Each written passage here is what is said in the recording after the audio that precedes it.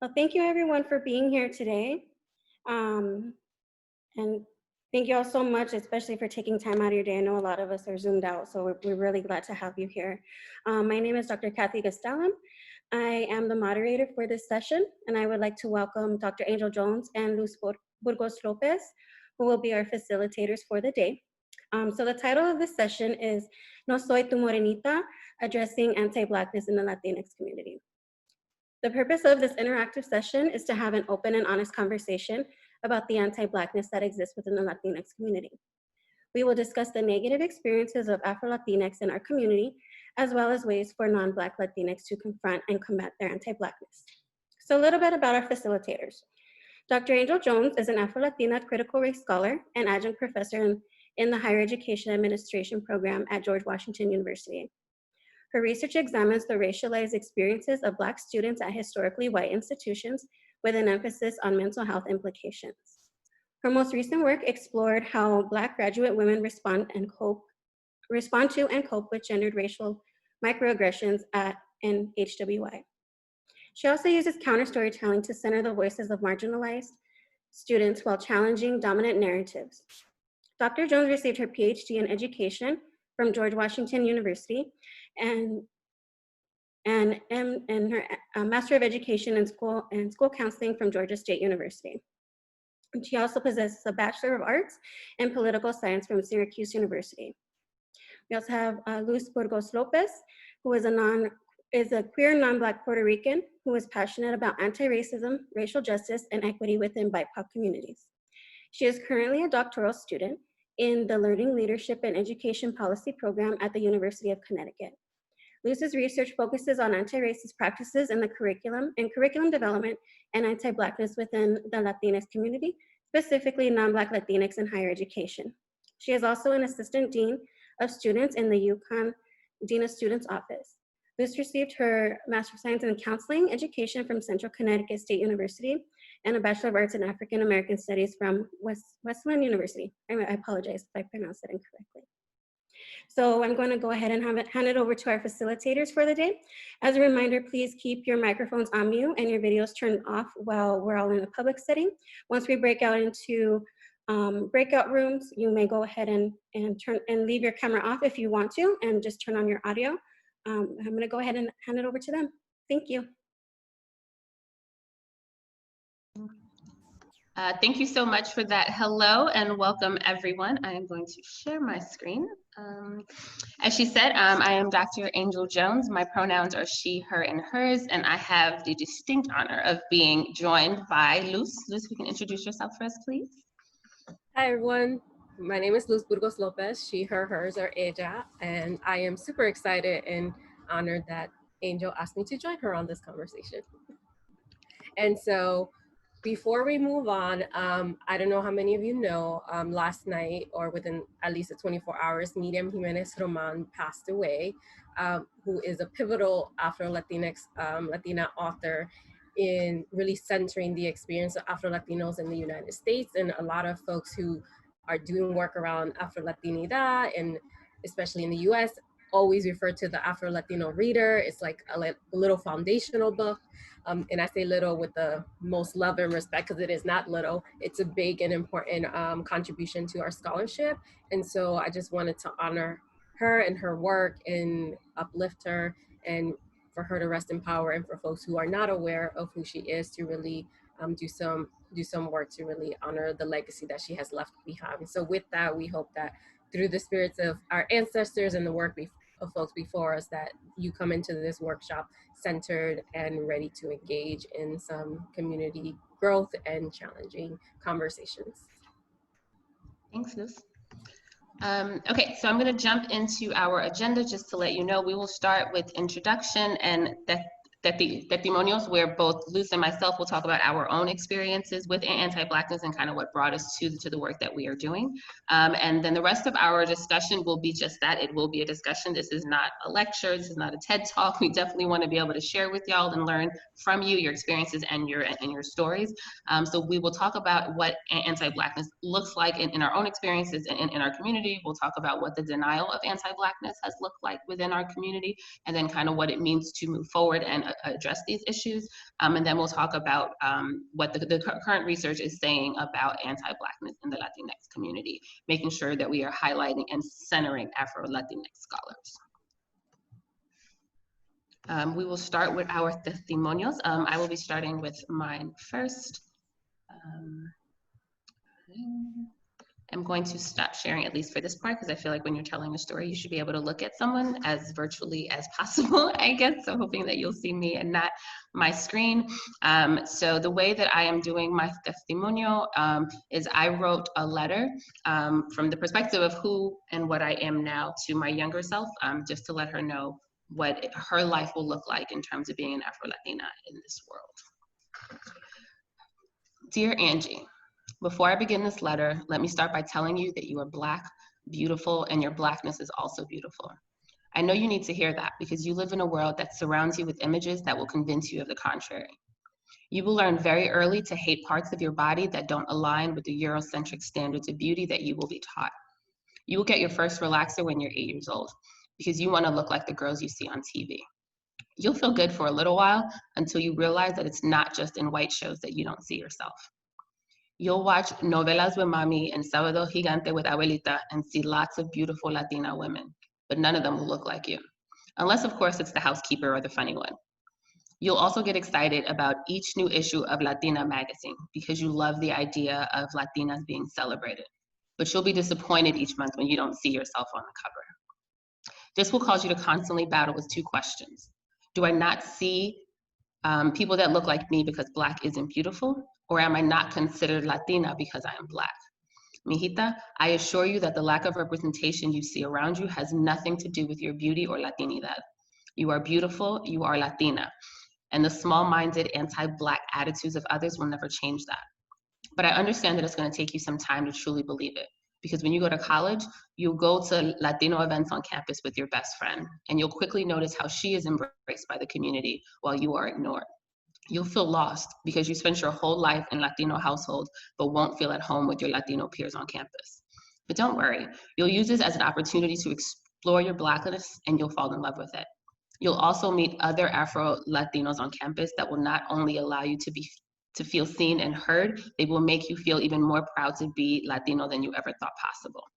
But be careful, because when you graduate, you'll return home to a place that isn't as proud of your Blackness as you are. For example, your decision to cut off your hair and go natural will be questioned and seen as radical. When you talk about wanting to travel to Africa, they'll try to convince you that Europe is a better choice. And when you try to explain to your family that you experience racism on a daily basis, not only will they not be able to relate with you, they'll question the validity of what you're saying. Prepare yourself, mija, because one day you'll be walking down the street and you'll be harassed by a car full of white boys who will scream while throwing things at you. The first object will hit you in the back so hard that it causes you to fall to the ground. And although it'll hurt and leave bruises on your body, it'll pale in comparison to the pain you'll feel when mommy asks you, how do you know the attack was even racial? In that moment, you'll realize that she'll never know what it's like to be a Black woman. And because of that, what you share with her will always just be stories and never personal experiences. You'll feel invalidated, but know that she loves you and wishes she could protect you from all of it, even if she can't understand or empathize with you. And as much as I would love to tell you that it'll all get better, I can't. Because as I sit here now and write this letter to you, I still struggle with feeling unseen and unwanted in our community. Although I'm used to being the only Black face in academic and professional spaces, the feeling of being othered hits differently when you're made to feel like an outsider in a room full of Latinos. I love a community that doesn't always love me back, but I haven't let that stop me, and neither will you. You are powerful beyond measure and will make a difference in the lives of many. Con amor y apoyo, Doctora Jones. Luz? Yep. Thank you, Dr. Jones. And so, as a non-Black Puerto Rican, I'm going to share my experiences in terms of centering Blackness and really, in essence, bringing up and uplifting Dr. Jones' experience and her identity as a Black woman. So I watch novelas too, and I watch Sábado Gigante, and to me, those things were, I saw myself because I spoke Spanish as my first language. And so I often talk about anti-Blackness, and I think folks center like, well, we haven't done overt things, or my family hasn't been overt about the anti-Blackness. And I'm saying that because in my growing up experience, the absence of Blackness is anti-Blackness, right? And so although I don't have those concrete conversations beyond like the very Americanized anti-Black sentiments against African Americans, like don't date X person, right? The absence of Blackness in a Puerto Rican household where everyone is non-Black but have features that tell another story is anti-Black. And so I really been reflecting a lot on that. And you know, I love watching novelas with mommy because I was like, oh, they're speaking Spanish, they kind of look like me. And just because, you know, my only concern was like, oh, I'm not that skinny, but you know, that's a whole other sexism conversation and expectations. So for me, it was always about my long hair and that being celebrated, and being around particularly African-American friends celebrating that. And in my mind, I didn't understand why that was celebrated when I was young, because when I was younger, I used to tell them like, I wish I had your hair. But it was always like my hair and not cutting it, and this big thing to not cut my hair because it was so long and luscious, right? And so this aesthetic of yours, centering Eurocentric standards and celebrating when you have them. And getting the Latina magazine, to me, that was exciting because I was like, oh, they look like me, they speak Spanish. So once again, this absence of Blackness, I observed when I saw characters in the novelas being the housekeeper, La Bruja, or like the villain. And then to me, I saw it and I was like, that's interesting, but I didn't question it. I wasn't in a household that engaged in that conversation because to me, I accepted that as a norm, like an anti-Black sentiment. And so like I joined groups, Latino groups in college. I was like the chair and I was embraced. And once again, the group predominantly looked what I call the peach color, people who look like me. And once again, it was like, we talked about like being like the creation of 3 different, you know, indigenous, Spaniard, and African blood, but what does that look like in action? So that was just accepted as a norm, like no, not necessarily a challenge.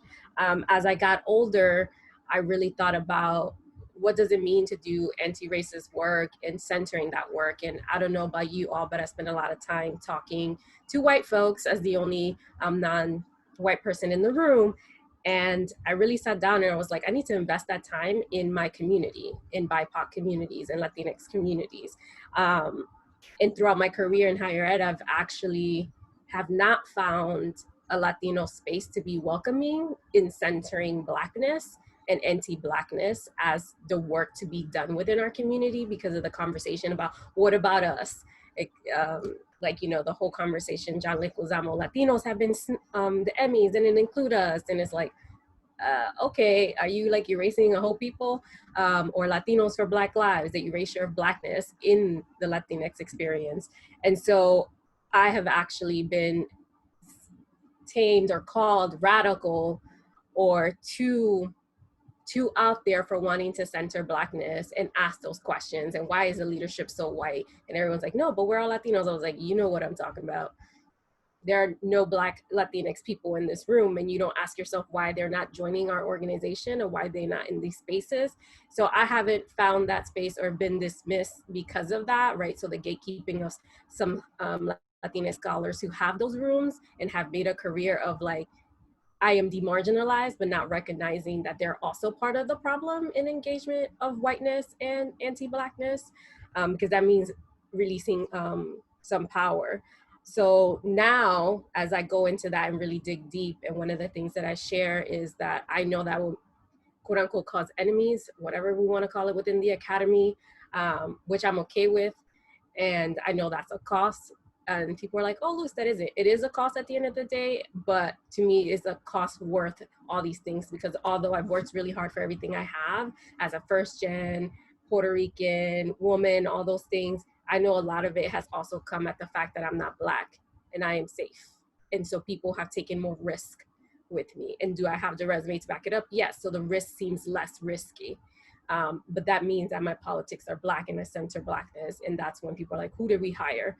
So now, because of that, my mom's anti-Blackness has become really overt, because like Dr. Jones was sharing, me centering Blackness and my Black politics means that I'm removing myself from my Latinidad and my Puerto Ricanness.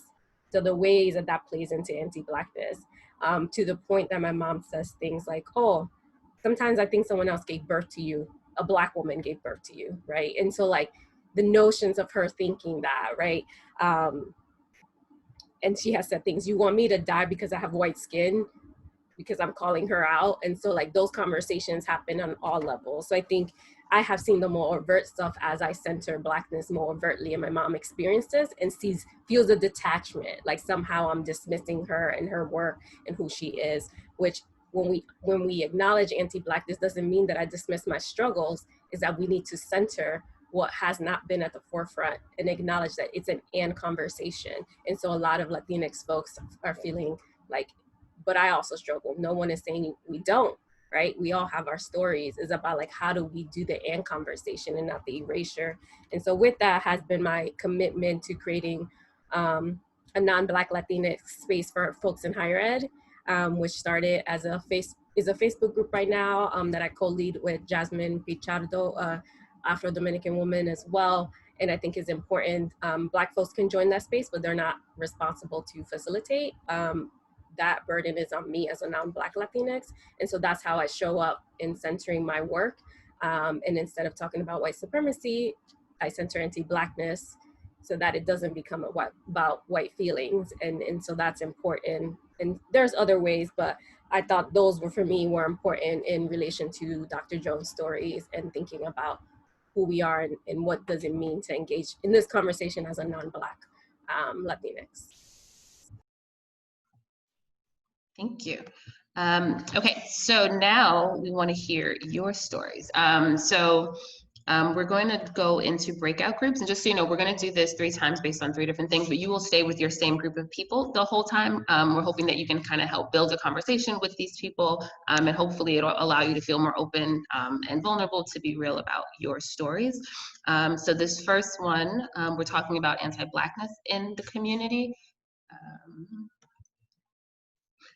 And these are the 2 questions, well, 3 questions that we would like y'all to discuss in your group. So what is anti-Blackness? What does that actually look like? So you don't necessarily have to come up with an official definition for anti-Blackness, but for you, when you think about it, what does that look like for you? And how has it shown up in your family, in your community? If you want to share similar stories to the way that Luz and I have shared, we welcome and encourage that. And we will give y'all about 8-ish to 10-ish minutes, depending on time. And Luz is going to put y'all in the groups right now.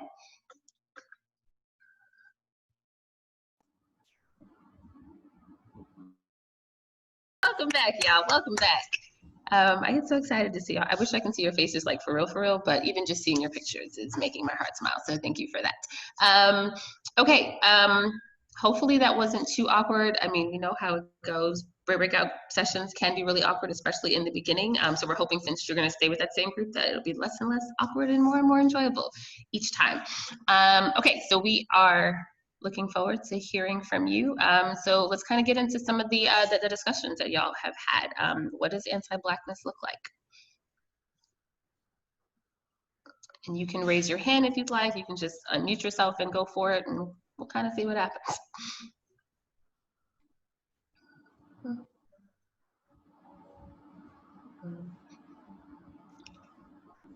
If you want to share, write share in the chat box, and then we'll call on you.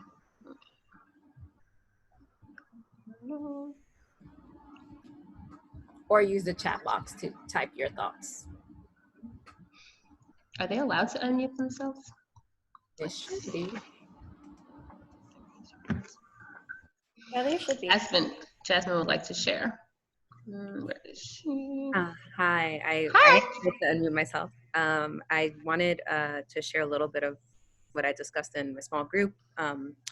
Coming from a Black Dominican family that does not identify as Black, and how often in conversations around anti-Blackness and Latinidad, we also don't talk about the ways that Black Latinx folks participate in that.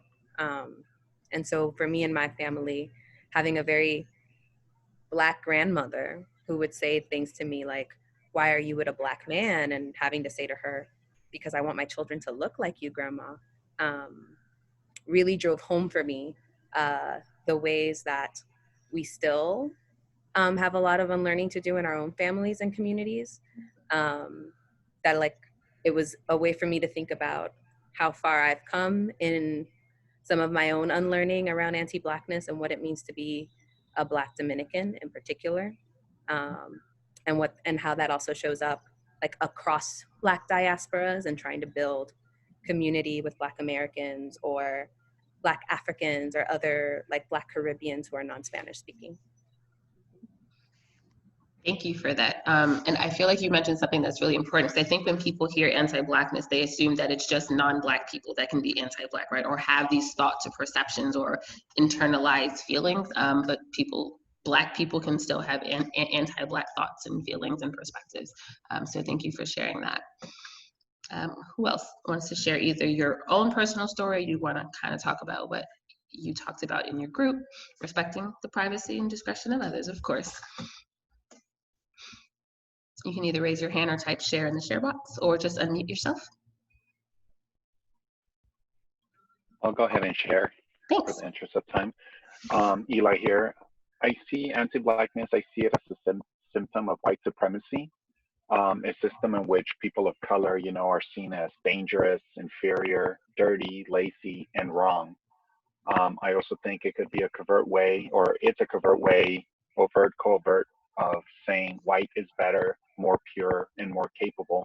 And I bring this up because we fall into the trap of believing, you know, what the current narrative is without informing ourselves of who started, you know, who started this ideology, who benefits. And I was basically following along until I got to college, and I'm like, wait a minute, I've basically been indoctrinated to hate, you know, different groups of people for no real reason. Mm-hmm. Yeah, definitely.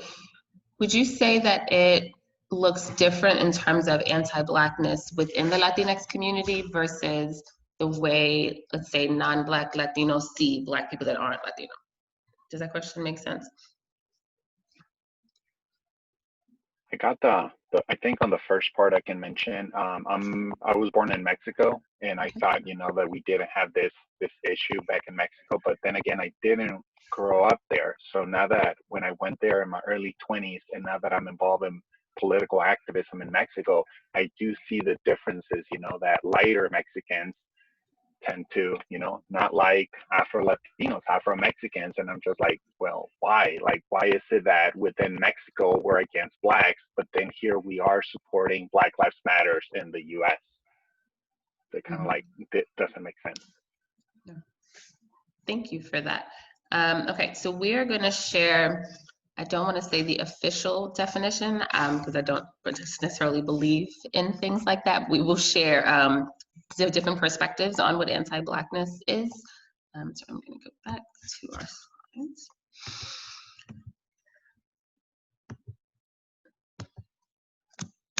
slides. Okay, so this first one says that anti-Blackness is a system of, I love technology, y'all, can you tell? A system of beliefs and practices that attack, erode, and limit the humanity of Black people. And we were specific to picking Black authors that are the people that we are citing for these perspectives and definitions. Additionally, anti-Blackness is more than prejudice or bias. It is a multifaceted paradigm of thought and action that works against the survival and life chances of Black people, ideas, and ways of being in the world through structures of white supremacist domination. Lastly, anti-Blackness hides within the rhetoric of inclusion, unexamined and unchecked, excluding and targeting Black people through ideologies of absence. And I think that these were super important. I think it relates to what Luz was saying earlier when she was talking about her experiences, that it's not just these overt things, right? Like it is this ideology of absence that Dr. Stewart is talking about, just how people are intentionally erasing Blackness and the Black experience. and Black history in general, and how all of those things can also be anti-Blackness, just the way, you know, calling someone the N-word or all these other things. There are so many different aspects and nuances of anti-Blackness that we want to make sure we are calling out as well, making sure that they don't stay unexamined and unchecked, like Dr. Stewart is talking about here.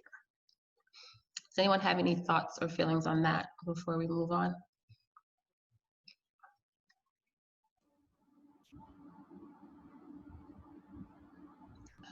Okay, Luce, you're up.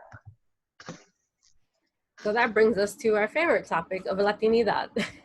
So Latinidad, particular geopolitical experience that contains the complexities of immigration, colonialism, race, color, legal status, class, nation, language, and the politics of location. So this was a definition shared at the racialization of Latinidad in the ACPA Latinx Network Symposium by 3 other scholar activists who are talking about the racialization of Latinidad. And this is particularly important because Latinidad is not a race. It has been racialized. So in that racialization, it has centered whiteness and folks who look like me. And so when Latinidad is presented, as long as they're folks with, you know, the wavy hair, light skin, and speak a little bit of Spanish or have an accent, Latinos in the building, right? There's this absence, the erasure of Blackness and indigenous folks, right? That Dr. Stewart was speaking to in the term of anti-Blackness. And so it's important to recognize that we also face racialized experience, because although there is a particular white Eurocentric whiteness in the US, most of Latin America, if not all, including the Caribbean, Central, everything, is centered around Spaniard whiteness. And Spain is in Europe. It's influenced by Eurocentric standards. We all invested in that narrative of whiteness in trying to create La Raza Cósmica, which is also a eugenics project. It's also rooted in white supremacy and trying to erase Indigena and Black blood in the creation of this better race. So there's more articles on that. Go to the next one. Yeah. So also in that same presentation by 3 folks in the ACPA Latinx Symposium, they shared a quote from Rosa Clemente, a Black Puerto Rican.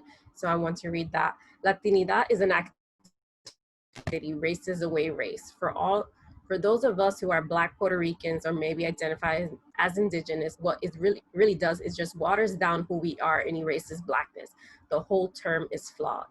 So in this push of Latinos within the US, I'm speaking of US particularly, to want to claim representation and identity, we have done that at the cost and humanity of Black and indigenous people, because that serves our purpose, but also aligns us with whiteness in a way that we can decide when we step in as marginalized folks and when we step out and use our privilege as non-Black people in spaces and use that to advance our own notions of Latinidad. Any thoughts or feelings about anything I said or those 2?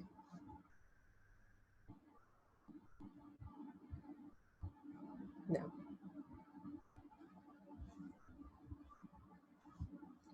So I want to encourage you, we did do a heavy, like, let's share and write. And so I want to say that this conversation is not academic intentionally, because that is dehumanizing to the experiences of Black folks, indigenous folks, right? And so for us, I'm gonna call in folks who are non-Black to really think about how are you utilizing this space and time with folks who want to engage in this conversation, because I know I don't always have it, and that's why I created this space. So I want you to really lean in and think about how do you take advantage of this space of folks who want to engage, but also how do you have the sticky conversation that you think you're the only one thinking about? I know it's scary, but I want you to really lean in, not with your mind and what might sound nice and clean, but really, what is your gut telling you? So I offer that as we go into the second breakout groups in discussions of denial of anti-Blackness. So for this, you also have roughly 8 minutes, and what you're gonna focus is why do members in our community deny the existence of anti-Blackness as an issue in our community? What has been what has it been like to engage in conversations on anti-Blackness within the Latinx community and your family? So really dig into that. I'm gonna break you out into the breakout groups. I will put the questions back in the announcement. So we'll give you roughly 8 minutes and then we'll engage again about how you thought about the definitions and your own experience and what you shared. So we'll see you in a bit.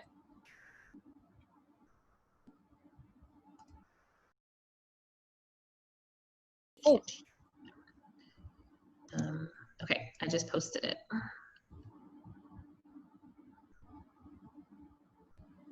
Thank you, Brenda.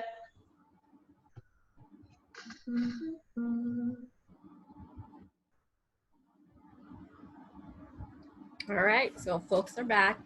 So I want to welcome folks to share what that process was like to you, or some themes or takeaways that came up. If you want to share, if y'all want to share, just put it in the chat box that you want to share, or put your comments in the chat box and we'll engage that way. So.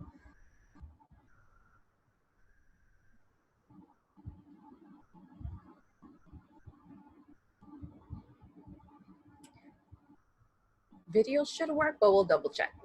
Do y'all want video on or off? On, okay. On. I love their faces. It makes it as interactive as we can possibly get via virtual. So I'll read Brenda Aviles' comment while folks can think about what they want to share. I think that they know it's wrong and don't have the tools to address their roles, so they deny in the ways that don't have to address it. Some may think that not addressing it means it doesn't exist, while others believe ignoring it will make it go away. Engaging has been extremely difficult because sometimes you are made to be the exception, and other times the knowledge gap in the belief system is so deeply entrenched that they need more conversations. You must be willing to do the deep work of looking at your internalized anti-Blackness. Thank you, Brenda, for that. And so I want to uplift that, and for folks that are feeling timid in sharing, the importance of not talking about anti-Blackness. Who are we protecting? What are we protecting about Latinidad, right? And what roles do we play in that? And so, yes, we don't want to air a dirty laundry in terms of, like, that's what some folks call it. But at the end of the day, when it comes to this conversation, we're harming the people that we're continually causing harm to, which is Black and Indigenous folks, right? And so we need to speak into existence, because we all know and can name 20 million different ways how anti-Blackness shows up overtly, as seen by the example of our title, and other things that people like, oh, que lindo se ve, the hair, let's worry about the hair, or that's a cute, you know, all the little nuances, right? So I think that that's important, but somehow we are having a hard time naming what that could look like, and what is our role, especially for non-Black Latinx, in the denial of anti-Blackness within our community.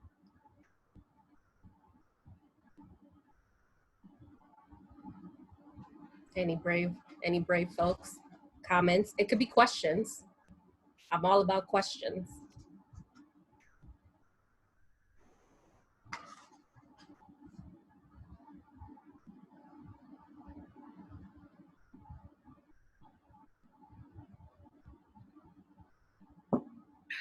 Okay, we'll say something. We were just having a conversation about, like, so earlier when we started, like, you know, and I hear this a lot, is that people are like, the absence of talking about Blackness is anti-Blackness in and of itself.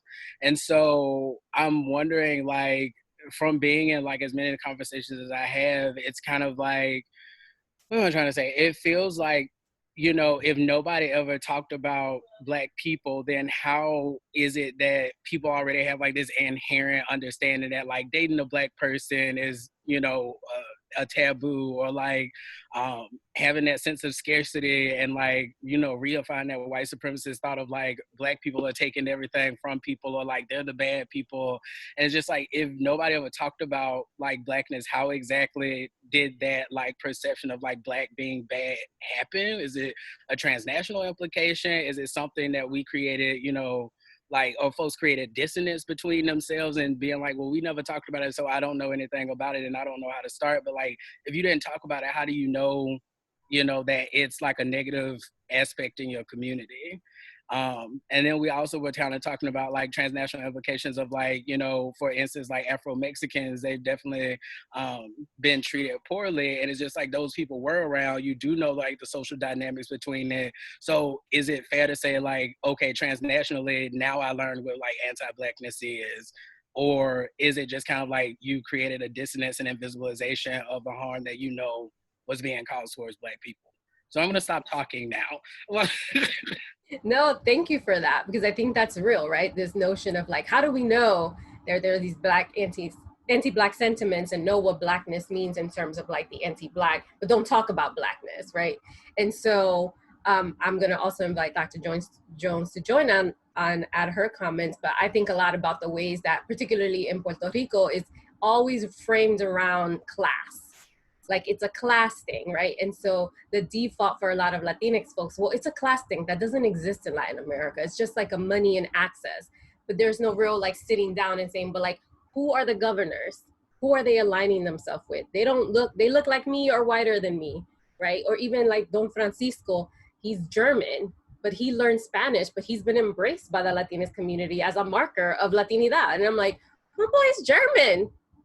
Like, I found that out and I was like, no, thank you, right? And then, as much as we love Walter Mercado, he also used a lot of Afro-Indigenous practices that were praised upon him because it was in a white body, right? It was something that was like exotified, right? And even within Puerto Rican culture, we talk about bomba y plena and the drums, but it's like art contribution, not like economic, scholarly work. And so that is part of those things. And so we're not talking about that. We're not talking about Blackness and racism because we can say that's the US thing. We always try to distance ourselves from the US because they have it more overt, and we play the card that is a class issue, and that we don't deal with that, and that we have come in all different colors, right? And so, but then that's reinforced when our mom says, don't date you don't want to be like a Black African American person, especially folks from the Caribbean. Like when you tell them they're Black, they're like, nah, I'm Cuban, Jamaican, or whatever, right? And so there's already this notion that white folks have presented on TV. There's still active Blackface in Latin America, in Puerto Rico too. So like if folks don't think it's happening in Colombia, actively, right? And so these things are things that we've just absorbed. Or when people say like, oh, your hair is really bad. And what they're talking about is because it's texture, it's relation, it's closeness to, anytime there's some kind of closeness to Blackness, it's demonized or belittled or ignored. And so that's how those messages continue to be ingrained. But Dr. Jones, correct me or add more. I feel, when they have those memes and they're like, when did you find out? Like, Don Francisco's German, just found out right now. So I'm still processing okay. Amen. All right. That just further adds to everything I've ever, okay. But no, I totally agree with what you were saying, right? And I feel like even growing up, I had these things that were told to me that I didn't even realize were anti-Black, right? So when you were talking about how we come in all colors, and as Puerto Ricans and Latinos in general, like we do come in different colors, but like, are all those colors accepted? Like they're not. So I'm someone who loves the beach and loves to tan. And how many times I was warned by my mom not to get too prieta because I was going outside. When I was younger, I thought that just meant tanned. I didn't realize that there was a negative connotation. And no, you can't get too dark, right? And kind of what that means. But I've seen a lot of head shaking and head nodding. So does that mean y'all have comments and we're ready to engage in tough dialogue? Thank you for your comment and how you set the ball rolling and broke my heart, because then I found out about Don Francisco at the same time. But first Goya, now this, okay. The comment from Brenda Aviles on Facebook Live. Is there a new one besides yes. the one that oh, thank you, Brenda, come on. I think the only talk is negative, and that's why that's all we know. We don't know or teach each other narratives. Mm-hmm.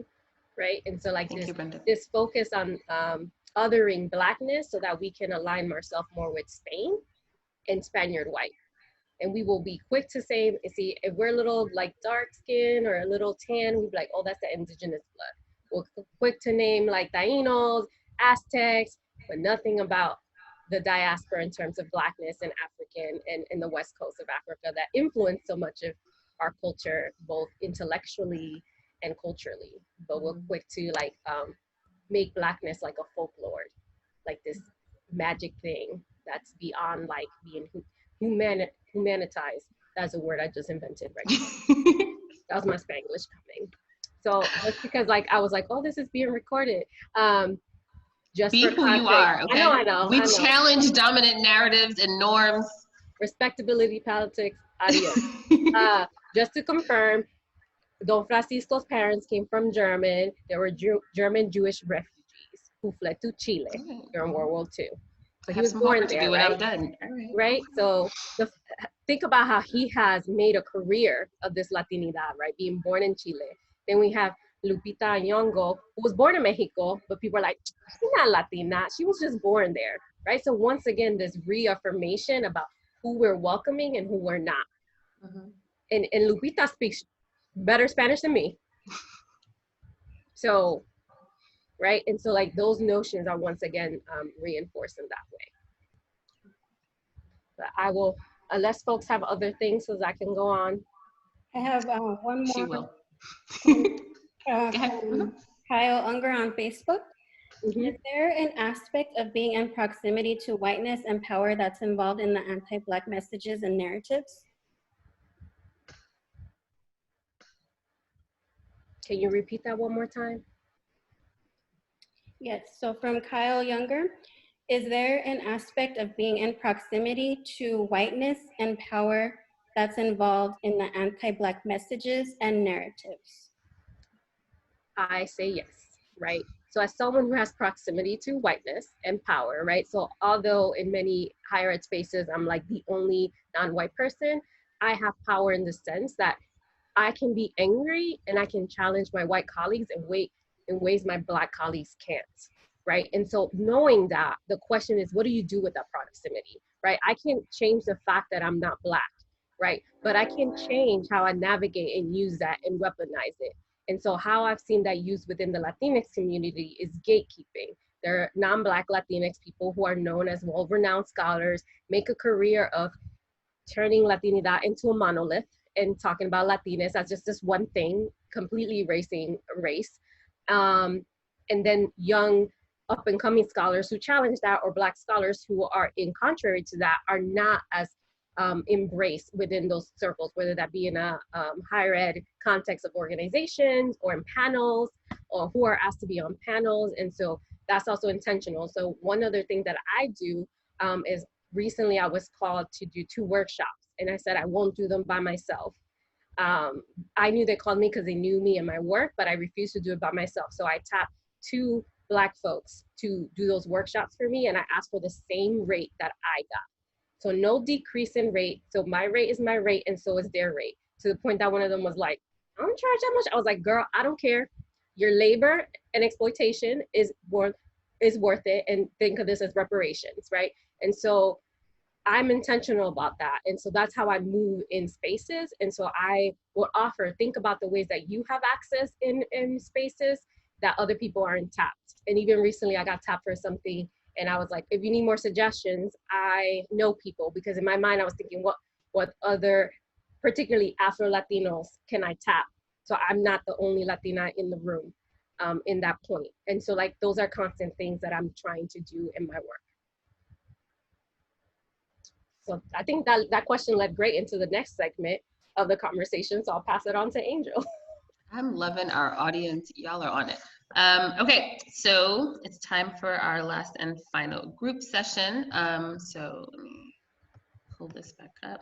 Technology is such a hater, y'all. Okay, it's gonna be all right. Okay, so now we are taking our conversation literally and metaphorically forward.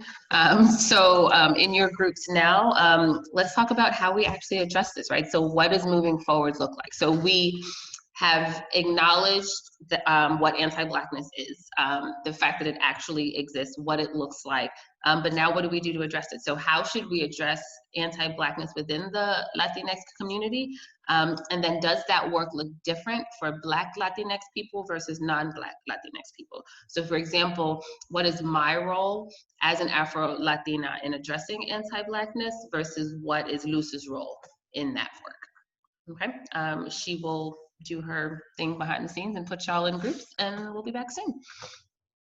Welcome back, welcome back, welcome back. I am looking forward to our third debrief and how excited and participatory everyone is going to be. It's going to be great. Can't wait to hear all of your awesome ideas. Thank you in advance, Brenda. I copy and pasted your comment from Facebook into our Zoom group chat just so everyone here can see it as well. But does anyone in the room want to get us started? And then I will go to your comment, Brenda.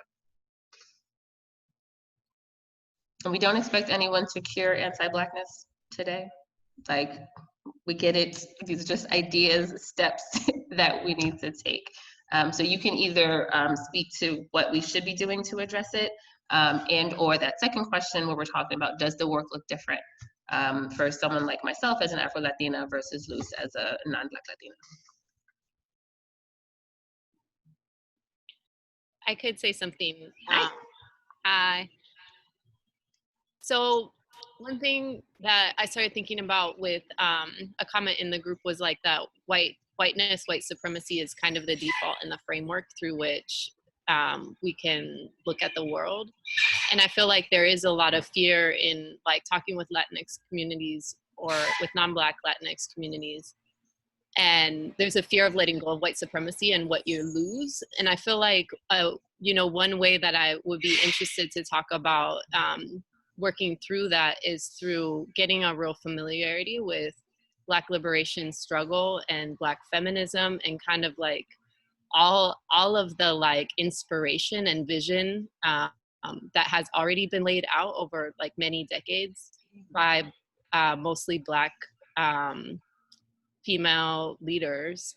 And I feel like that offers, you know, it offers a way forward in terms of like, okay, you need to be able to let go of something, but like, what are you moving towards? And that there's space in that for all of us, and that there's space for like us to view Black liberation as something that is moving all of us forward, which is, you know, where I've come to rest. And so I want, you know, that's kind of my question, is like wondering how much can we benefit by just learning on all of that, and the depth of really embodying and understanding that. Thank you for that. The short answer is we can learn a lot, right? Like, we can definitely learn a lot from those that came before us. I'm really big on things like that.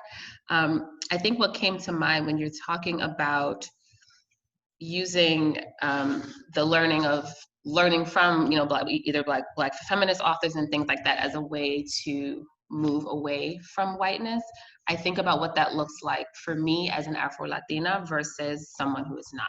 So when I, as an Afro-Latina, like, I've been doing a lot more work with Black femme and critical race femme, and I'm accused of not moving away from whiteness, but moving away from my Latinidad.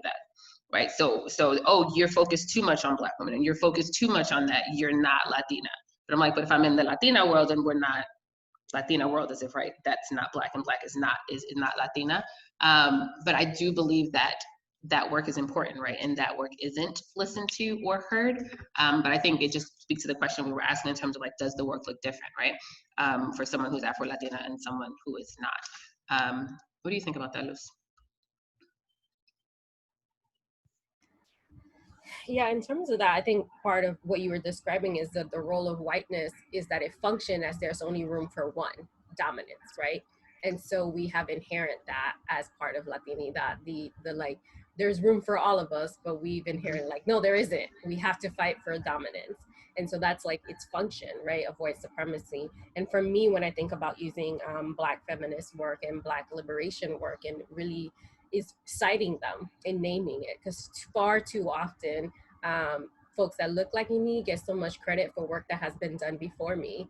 But we just get elevated because white folks are hearing it, right? Because there's also a recognition from white people about Black scholarship when it comes from a non-Black body versus when it comes from a Black body. So, right, so it's important for us to center and realize that we have to cite, we have to give credit, right? And remind folks that this is not our work. We're expanding that through the notion of our own personal liberation and learning.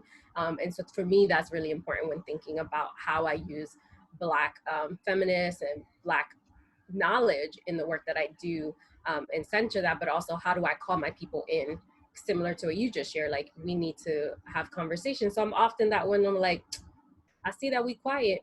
Why we quiet? We know it's an issue, right? So let's talk about it. And or I hear complaints, we're not having this conversation. But then when I give the space to non-Black Latinos to have the conversation, like 4 people show up. I know life is happening, I get it. But also Black folks' lives are always in danger and they don't get to opt in or out of the conversation. So I'm always like, how do you balance that in that process too? Those are my 2 cents.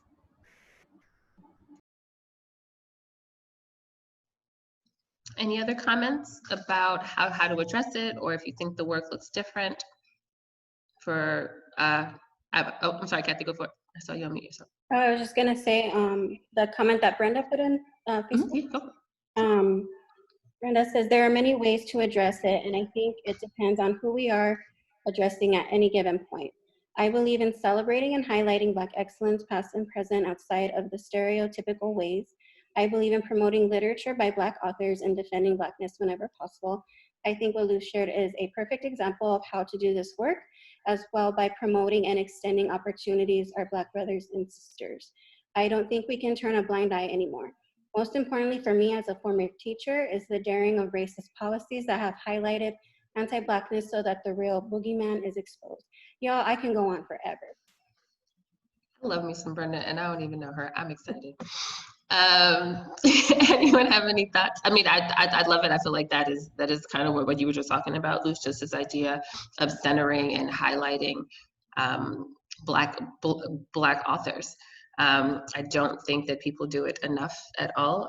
There is, I don't know if they would call it a movement, but something called Cite Assista, and they have shirts and everything, like just being intentional about citing Black women, because people are quick to use our work and use our words and not cite. So yeah, definitely that. Certainly not enough in the, yeah, absolutely, definitely not enough. People of color in general, Black women, Black people in the curriculum. Yes, I totally agree with that, in both K-12 and higher ed spaces. Let's focus on the second question. So does the work look different? Are there things that I'm supposed to do that Luz is not, or vice versa? Are our ministries different?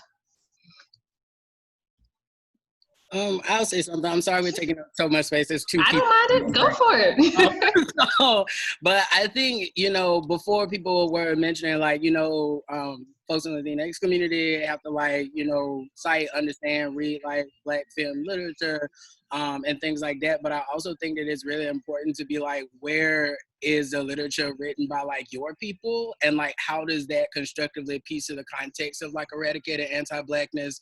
And so, like, specifically, I mean, like, Enzo Dua's conocimiento, and those 7 stages, and, like, particularly the Nepantla, and just being like, okay, so what's happening in your third space? Like, how are you shifting the way that you're thinking about stuff? And, like, what does that rupture look like? What does fallibility look like? And how do you move forward from fallibility instead of just existing, within fly paper? Because whiteness expects perfection, and, like, we're fallible beings. Mm-hmm. And so it shouldn't just keep you stagnant. It should motivate you more. And I think specifically in the context of academia, like, we try to intellectualize a lot of things that are spiritual and metaphysical. And so just kind of relying on, like, our ancestral, like, identities, practices, and not trying to make our bodies and our spirits fit into something that, like, wasn't constructed by us or for us. And then at the same time, like, Black folks have, like, in the entire diaspora, like there's been so much epistemicized and visibilization of like lit that like people have created, art that people have created. So like we're learning about ourselves and deconstructing like internalized anti-Blackness at the same time, so that when we can come and have these conversations together, like we're both more informed.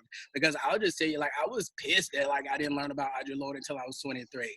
And so like for other non-Black people, specifically non-Black people of color, like mentioning these quotes, it was like, if I say I didn't know who they were, they were like, well, why don't you know? And like, so to take into account that like, we need to have time, like we need to have reparations of our time, you know what I mean? Like, so it's not gonna be a just go thing. Like we're all learning at the same time in different types of ways, but we can lean into like each other's literature, each other's sources, but not trying to transpose like one metaphysical experience from one community to another, but like having a conversation of like those distinctions, those commonalities, so we don't have to focus and couch ourselves in like scarcity and can focus more on solidarity outside of the white guys.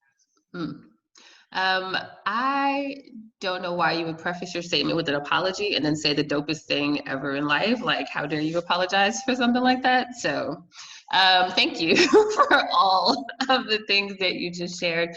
Yeah, I think for me, like, I think of a world without Audre Lorde in it now. Like, I can't even fathom what that world looks like, but I get why I was who I was then before I got her work and the work of others. I remember being a first-year student at Syracuse and reading Miseducation of the Negro for the first time. And like, my world was, I'm just like, so they've been lying to me my whole life? Like, there are all these things that I just never knew. And it just like really opened my mind to so many things. So yes, I feel like just the ability to be able to learn, right, about our culture and things like that. I remember going to Puerto Rico, and in Puerto Rico, in San Juan, they have a museum that is all about our African roots and African ancestry. And I remember going to the front desk in the hotel, asking her for directions to get to it, and she was like, I've never heard of that. It was 2 blocks away from the hotel. She lived in the island, like was supposed to give, she works at a hotel. I had no idea that this whole museum existed. It's no longer a museum. They've picked it up and put it somewhere else. That may or may not be anti-Black, but I digress. But just to have an opportunity, to learn. I was so excited. This whole museum. So I'm like, in order for there to be in a museum, you finally had to admit, right, that we're Black and we have African roots and we have all of these things. And then, yeah, I'm gonna shut up because now I'm high. But thank you for your comment. That was great. I know we only have officially 6 more minutes, but I'm not saying that that's when I'm gonna get off. But let's so we will open it up to other questions if y'all have them. But I know both of us are really action-based. So if you can share, let's say, one thing that you're gonna take from this space and actually implement to help combat anti-Blackness. Put it in the chat box. Put it in the chat box. See, folks are more comfortable there. And as folks putting their one thing to what's shared, I would also offer that in the breadth of what was just shared by 2 Black folks, in terms of like, they also are unpacking stuff and learning their history, that the role of us non-Black folks is to challenge each other that are non-Black. We're not there to educate Black folks. We're not there to remind them that they have internalized anti-Blackness. Unless you have a sacred relationship and you know that, you can engage in that. But beyond that, that is not our role in public spaces, in dominant spaces. And knowledge does not just exist in academia. So we will share some resources that does not include traditional scholars in like the academy as well. We definitely were supposed to do that. I'm going back to the PowerPoint now. Let's see what happens. They make good comments and I legit forgot about that whole part. Yeah, no worries. My bad, y'all. I'm bad. Okay. Let's see.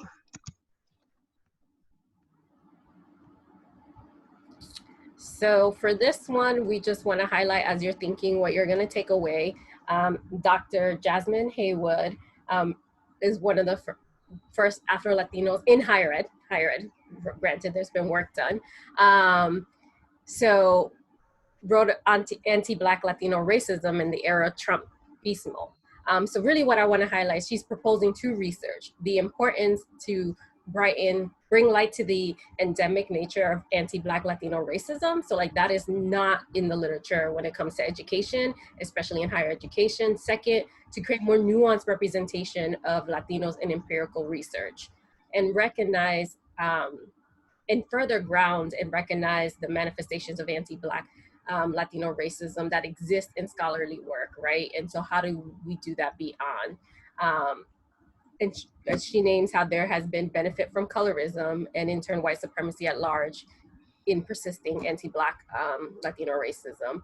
And there is empirical studies that have shown that, that folks who are not Black are better off educationally, socially, economically in comparison to darker Latinos. So these are all the different research that supports that work because it is real.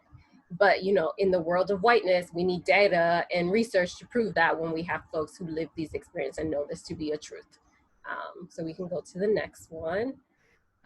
So also Dr. Dash, Dr. Haywood, and Dr. Mislang also wrote about wearing Blackness as a badge of honor, not a shame, particularly when talking about Blackness in U.S. higher education research. And so some of us might know the term blanqueamiento, which is like whiteifying everything. What they're proposing is a new theory of blackimiento, which is really centering Blackness in the work that we do as race scholarship continues to become more nuanced and really show how white supremacy is the center of Latinidad and how do we disrupt that in its complexity, right? Including the erasure of Blackness in Indigenous folks, right? So then they also introduced this notion of passing for Latinx, which is coming from passing in Black literature, particularly the US African-American experience. So this under-theorization of the role of anti-Blackness in the way that it upholds US Latinidad, right? So passing for Latinx is kind of like a paper bag test, like if we go into a space, most likely I've been with my friend Jasmine, who's Afro-Dominican, people will talk to me in Spanish, and they would talk to her in English in Latinx spaces. And she speaks better Spanish than I do. And I just be looking at her like, did you see that? And then I intentionally respond to Jasmine in Spanish, and we start talking in Spanish. So really challenging the white Latinx ideology that perpetuates Afro-Latinx as subordinate is one thing that we need to move away from in terms of race, and Latinx as a race or as an ethnicity is not either of those things. So they're asking for more transnational Afro-diasporic lens when thinking and talking about Afro-Latinidad and really uplifting that in the conversation. Yes, racial linguistics, that's gonna be one of the next slides. So we go into next. So Dr. D.L. Stewart, which we've already spoken a little bit about, but why focus on anti-Blackness? The ideology of anti-Blackness represents the foundation of the structure of anti-Black ideologies, enactments, and dispositions in the US. So yes, there's white supremacy, but that at the root of that is anti-Blackness, is reinforcing that. Anti-Blackness has been and still is part of socialization of new immigrants. So once again, the comment about like Caribbean folks coming and being very firm, like, oh, I'm not Black, I'm whatever island I'm from. And it persists in higher education in terms of value, regardless of the presence of Black leadership. So often people will use the presence of Black bodies. Oh, look, we're diverse, but it's not what's happening. The next slide. So Dr. April Barker Bell, another Black scholar, talks about linguistics justice, so Black language, literacy, identity, and pedagogy. So for folks in the K-12 system and in English, linguistics is all about policing Black language, and it internalized anti-Blackness is real.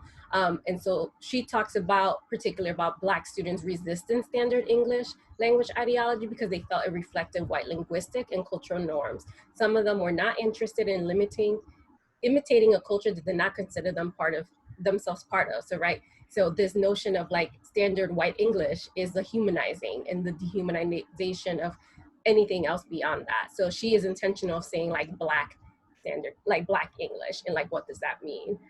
So I would encourage y'all to read her book as well. So, and the ways that we police respectability politics around Black language and how to speak and present, that's all part of anti-Blackness. Also, we do it in Latino spaces, like whose Spanish is better, think about the Spanish that is taught is mostly from Argentina and Colombia. Those happen to be also very more white focused and in terms of like celebrating their connection to Europe. But when we talk about folks who have more what they call messy Spanish, it's like you don't know how to speak. And often in the US, that's within like Puerto Ricans, Dominicans, and Cubans. We're the ones that are told like we have messy Spanish. The next one. So if you don't know some scholars, the majority, I would say 95% of these folks are Afro-Latinx or identify as Black Latinx, and then 1 or 2 do Afro-Latinx work. So I would invite you to screenshot these folks and read their work, cite them. So if you're talking about Latinos and you're not citing any of these people, that is your first step as a scholar in Latinidad, especially as a non-Black scholar.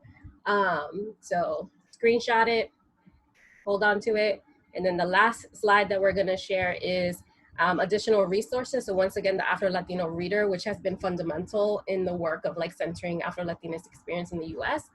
Radio Caña Negra, which includes 3 Black women from Central America, which I think is an important conversation because there are Black folks everywhere, right? But we also wanna be mindful not to center just Cubans, Dominicans, and Puerto Ricans.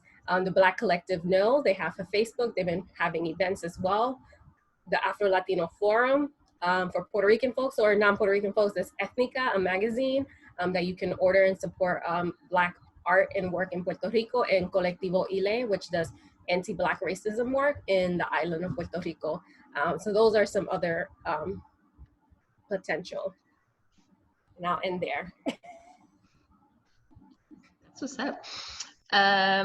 Okay, so we are officially out of time. If anyone has any last minute comments, thoughts, you can also feel free to engage on the Facebook post afterwards, since this will go up there. So if you want to still engage in conversation with other people, feel free to do that there.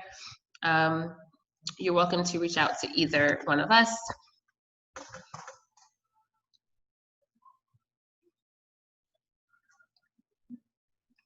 I guess no news is good news. We're okay.